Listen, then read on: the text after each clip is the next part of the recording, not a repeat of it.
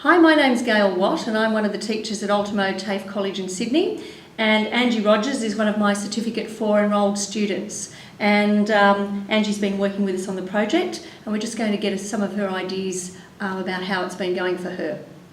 So Angie, what were the reasons that you decided to apply for RPL?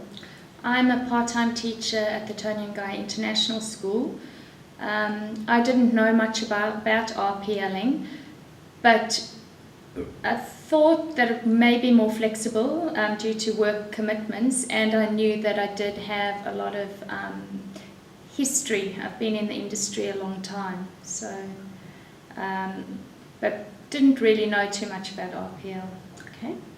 And what did you think when we offered you the Eportfolio option? I didn't know what the Eportfolio was. I knew it would be something to do with the computer, which scared me.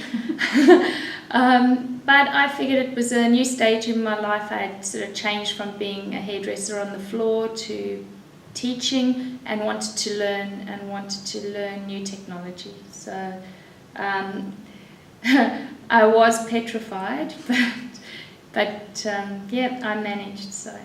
So what did you feel were the main challenges or issues for you using the Eportfolio? The main challenges for me were the fact that I was not very computer literate. So I thought I was doing a hairdressing course, but I was actually doing a computer course, which was good. Coming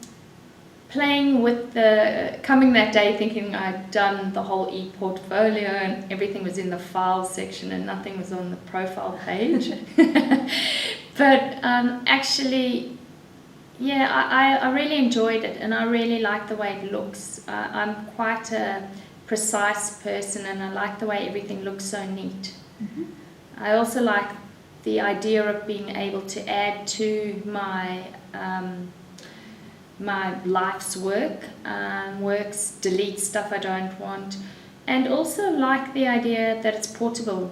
Everyone has a computer near at hand these days, so if I ever need it, I have it with me and I don't have something in hard copy locked in a cupboard, so I like that fact. Mm-hmm. Okay. How did you feel, or what were the challenges about collating the evidence? The evidence was not an issue. I think if you know when you start out in your profession that you may need evidence, you collect it all the time, and that's what I have said to my younger colleagues: collect everything you can. And I'd sold my salon in Queensland, so a lot of the evidence was locked away or in boxes. But it was funny, when I started to look and find, and I'm sure I've got a lot more that I will download as I find it, that was okay. And I think you feel quite proud too, because once you gather the evidence, you go, gee, I have done a fair bit in my 20-odd years of hairdressing. So yeah, that was a nice feeling. It was a feeling of accomplishment, and yeah, I have a passion for hairdressing, so it was nice to see what I'd done over the years. Good. So obviously you feel fairly positive about the results? Yeah, I do. I think that it's definitely the way we're going. I think my generation will become a generation of the past. Everyone's going to be computer literate. You see the children at school from tiny they are, so your challenge is me, my generation. But as we get past that, I don't see much being in hard copy anymore. And the fact that it's such a global world, the world's so small, I can access my Eportfolio from London, New York, Paris, wherever I am, if I need it. So I think that's a very positive thing for everyone, young people and my age group. So.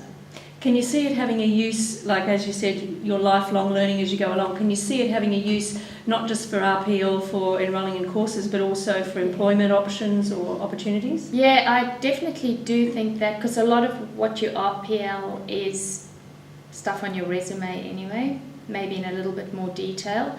I like the way with the files you can, stuff you don't probably want to show, you just put in a file and head it differently, so you can rearrange like you would a resume for a different job. Yeah, and I definitely think that I will continue using it because I just love how it looks. I do recruitment for Tony and Guy too, and I get some really difficult to read resumes. Mm-hmm. And I think those people, they probably don't benefit because it's so hard to read that you can't compartmentalize it properly. So I like the way the Eportfolio is set out. Okay. Well, you might have some more to come and look at when they come for a job. I hope so. Thank you. Thank you.